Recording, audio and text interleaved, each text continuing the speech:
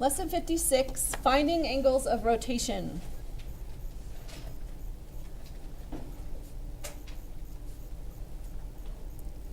We'll start with some definitions. Standard position for an angle is with the vertex at the origin. The terminal side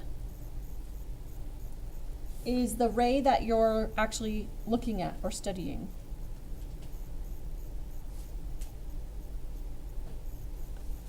The initial side is always the side that is on the x-axis. The angle of rotation is the measure of the angle formed when starting at the initial side and ending at the terminal side.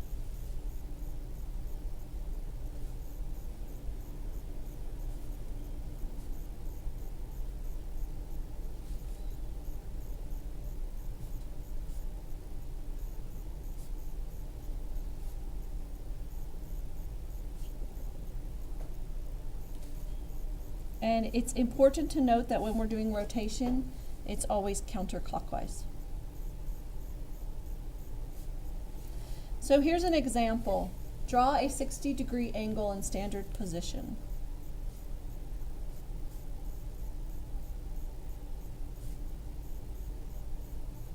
So we just put one side of the angle on the x-axis, and then we go 60 degrees.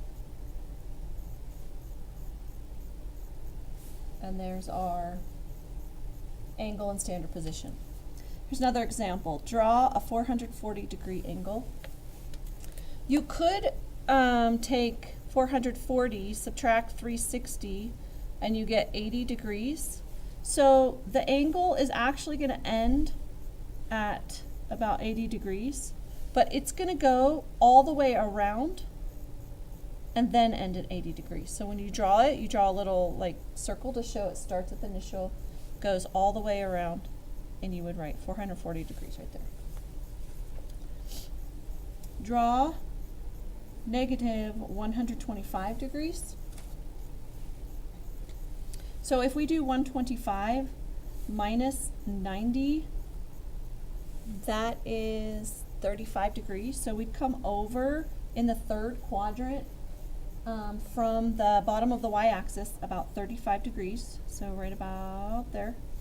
And then we would draw our arrow going from the x-axis down. And that's a negative 125 degrees. And I just went up here and put a degree symbol because I forgot it there.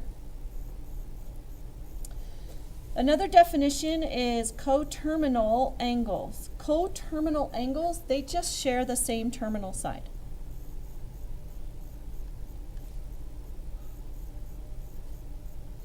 So if you had an angle degree x degrees, all you have to do is add 360 times any number, and all of those angles would be coterminal with x degrees. So if you plugged in 0 for n, x degrees would just be x degrees. If you plugged in 1, if you added 360 to x degrees, that angle would be coterminal. If you times it by negative 1, so in other words, if you subtracted 360, that angle, that negative angle, would be coterminal with x degrees. And n has to be contained in the integers. So you want to do n, a number that is an integer. So here's an example using coterminal angles. Write one positive and one negative coterminal angle with 54 degrees. So I could just take 54 and add 360 and get 414 degrees. That would be one positive. And then if I did 54 degrees and subtracted 360, I would get negative 306 degrees. So there's one positive, one negative coterminal angle with angle 54 degrees. Okay, I'm going to turn the page. And I can come back to it at the end of the lesson if you need to. Okay. The reference angle is always measures less than 90 degrees, and you measure from the terminal side to the x-axis. So let me, we'll write that definition, and then we'll do some examples so you can see what I mean. So reference angles always measure less than 90 degrees. And the way we measure them, so we measure from the terminal side to the x-axis. So if we were asked to find the reference angle for 115 degrees, for theta equals 115 degrees.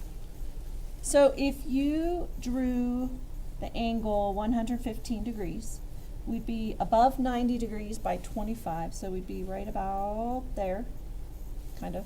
So this is 115 degrees to the x-axis. That's the reference angle. So we just find this degrees right here. So this amount from the terminal side to the x-axis, even though it's the negative side of the x-axis, that's okay. That's the reference angle. So we just do 180 minus 115, and we get 65 degrees. So that would be the reference angle for 115 degrees. Find the reference angle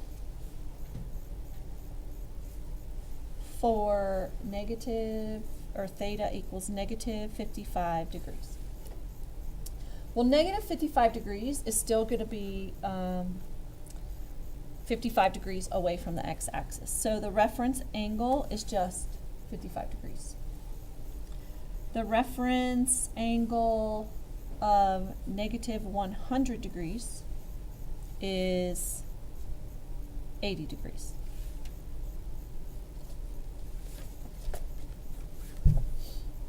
So if you were to just draw a picture of that, negative 100 is right about there. And that's 10 over the 90 degree mark here, so we just go 80 degrees to get up to the x-axis. Their little r is the distance from the origin to a point on the terminal side. So r is the distance from the origin to a point on the terminal side. If you think about the Pythagorean theorem, the distance is just going to be the square root of x squared plus y squared. So for a point xy on the terminal side of theta in standard position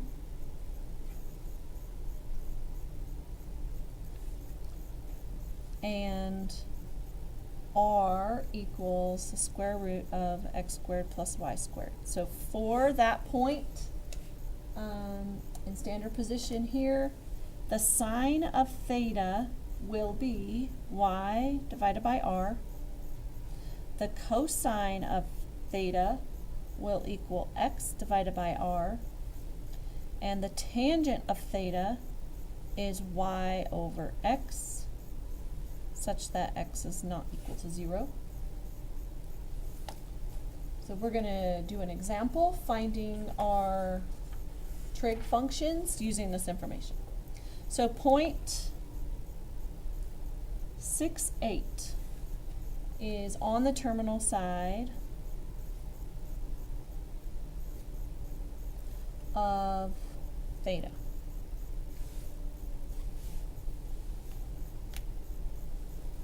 Find the 6 trig functions when r equals 10, when r equals 10. I think this is a 3, 4, 5 triangle because they're times 2. So sine theta is going to be y, which is 8 over r tenths. So 8 tenths reduces to 4/5. Cosine theta will be 6 tenths or 3/5. And tangent theta will be 4/3. Cosecant theta is just the inverse, or I mean the reciprocal of sine, so that is equal to 5/4. Secant theta is the reciprocal of cosine, so that's 5/3. And cotangent of theta is the reciprocal of tangent, so it's 3/4. And that's the end of the lesson.